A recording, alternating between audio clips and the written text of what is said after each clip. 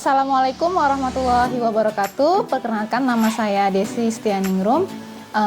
Di sini saya mau sharing-sharing tentang bagaimana cara mengelola sampah organik dari dapur. Gitu. Kita mulai bertanggung jawab dari dapur.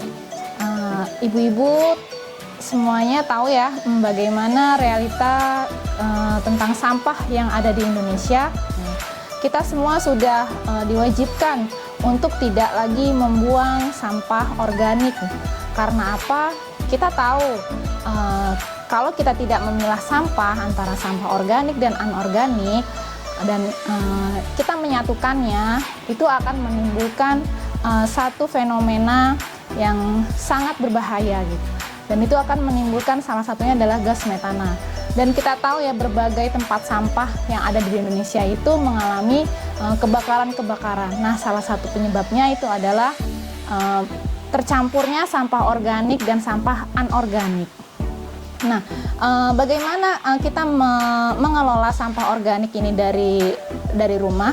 Nah, yuk kita simak cara-caranya. Di sini kita akan membuat kompos dan apa aja bahan-bahan yang diperlukan. Bahan-bahannya ada 2 galon, kemudian ada sampah organik dari dapur, sisa makanan atau kulit buah, ada tanah, kemudian ada daun kering atau sampah coklat. Di sini ada bor dan cutter. Fungsinya untuk melubangi galon-galon ini. Nah, kenapa di sini saya memilih galon? Karena kita di sini menggunakan barang-barang bekas ya, biar tidak terbuang begitu saja. Boleh memakai barang-barang yang lain yang ada di rumah, misalnya ember, pot, toples yang tidak terpakai, dan sebagainya. Yang penting nanti ada tutupnya, agar tidak mengundang hewan-hewan untuk datang dan mengacak-ngacak sampah yang kita taruh di kompos tersebut. Nah, yuk kita buat galonnya. Pertama-tama kita yang ini sudah terpotong ya, yang atas. Yang bawah ini kita lubangi dulu.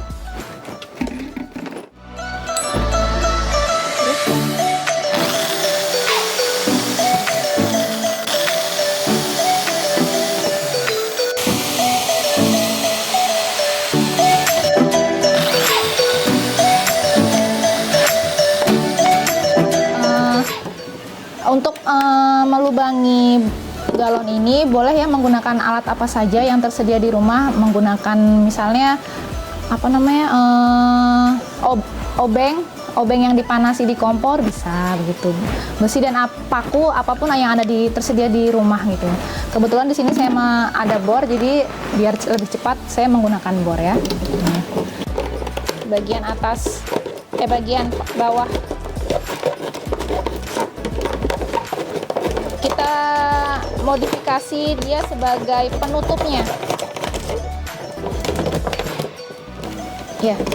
Nah, ini disisakan sedikit sebagai engsel ya, begini ya.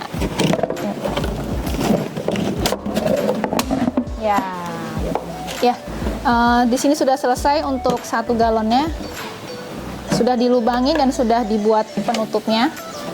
Nah, yang galon kedua cukup dihilangkan yang bagian atasnya saja, tidak usah dilubangin bagian bawahnya dan manapunnya, karena di sini fungsinya untuk menampung air lindi yang nanti akan menetes dari hasil mengompos ini ya. Nanti cairan lindinya boleh dipanen untuk menjadi pupuk cair atau boleh dibuang begitu saja, tidak masalah. Fungsinya untuk menahan cairan lindi ini agar tidak menyebar dan menimbulkan bau. Karena kalau misalnya kita belum berhasil untuk mengomposnya, nah cairan itu akan bau seperti bau got ya. Nah, tapi kalau misalnya kita mengomposnya sudah berhasil, cairan lindi yang ada di sini itu baunya seperti tape, asam dan manis begitu ya. Sudah jadi ya. Jangan lupa dibolongin yang bagian bawahnya biar airnya menetes. Ya, di sini sekarang kita mulai membuat komposnya. Yang pertama, kita tuang tanah kompos, boleh yang beli di toko tanaman, tapi jangan tanah pasir ya, tanah pasir yang misal di pantai gitu, tapi tanah-tanah yang bisa buat untuk menanam, karena tanah-tanah yang bisa buat menanam ini dia mengandung mikroorganisme yang akan membantu menguraikan sampah. Kita tuang teman-teman. Ini untuk layer pertamanya. Nah, kemudian yang kedua, daun-daun kering.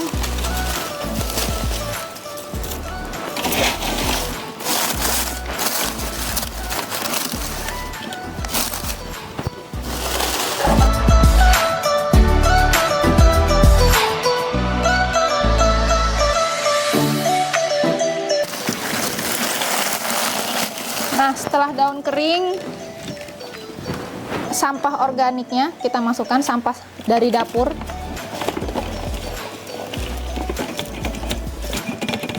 Ya, setelah menuangkan sampah organiknya ini, ibu-ibu di rumah bisa menambahkan cairan beras atau cairan E4 yang bisa didapatkan di toko-toko pertanian. Nah, mengapa menggunakan cairan beras dan E4 tersebut?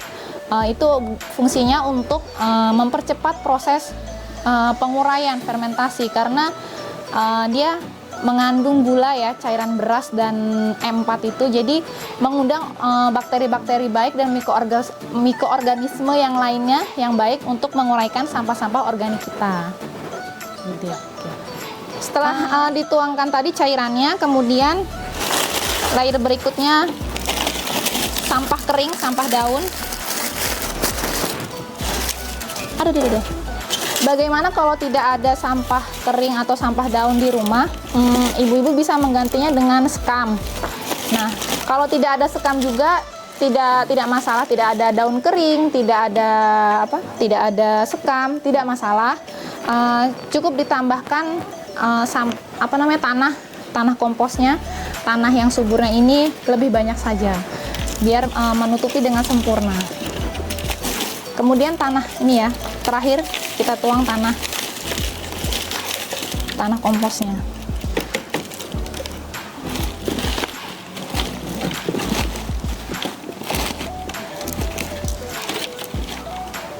Ya, sudah selesai.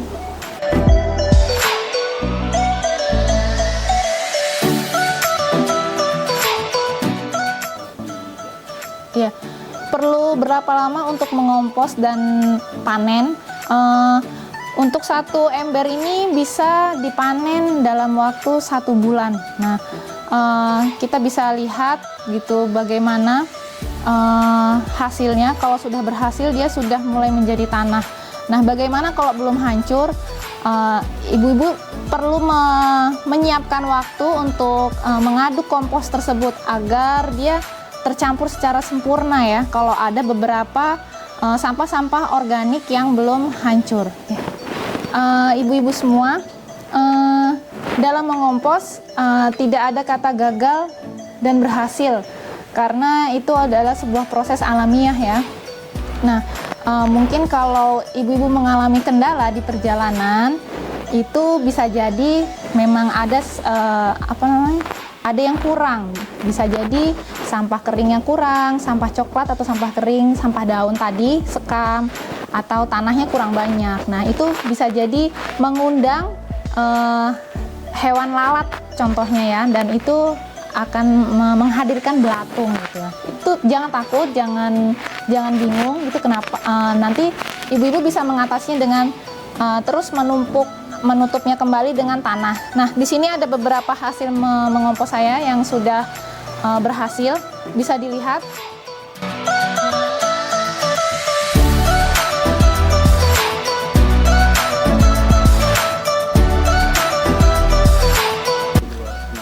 Ya, yang spesial dari mengompos ini adalah kita bisa memanennya kemudian untuk dijual ya, tidak di apa, kalaupun tidak dijual kita gunakan sendiri untuk menanam. Nah, agar hasilnya lebih bagus, nah kita perlu menyaringnya. Nah, nih kita lihat ya, di sini ada organisme lain yang membantu menyuburkan tanah, ya dia adalah cacing.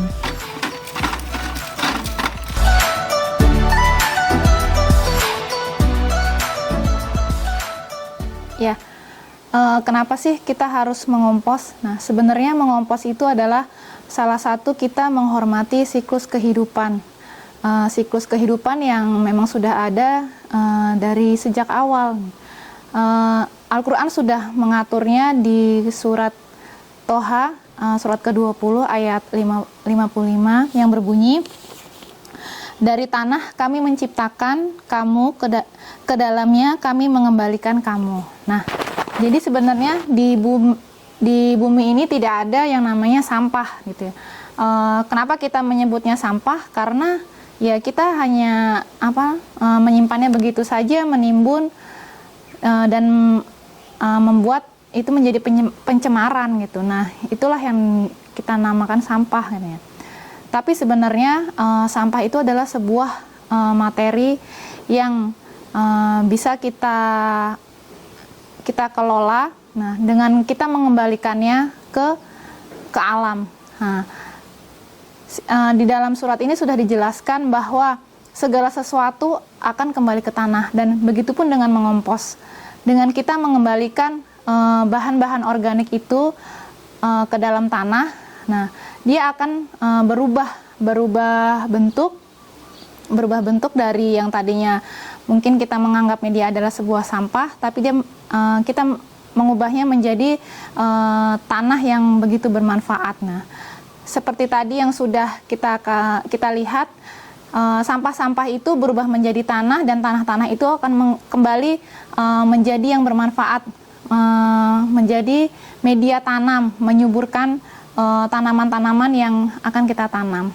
Dan kita pun menciptakan sebuah ekosistem baru yang tadinya misalnya seperti semut tidak punya tempat tinggal, tapi kita menyediakan tempat tinggal semut-semut tersebut gitu, cacing gitu, dan mereka semua adalah mikroorganisme yang sangat membantu untuk menguraikan sampah-sampah yang kita hasilkan gitu. Yuk kita mengompos. Wassalamualaikum warahmatullahi wabarakatuh.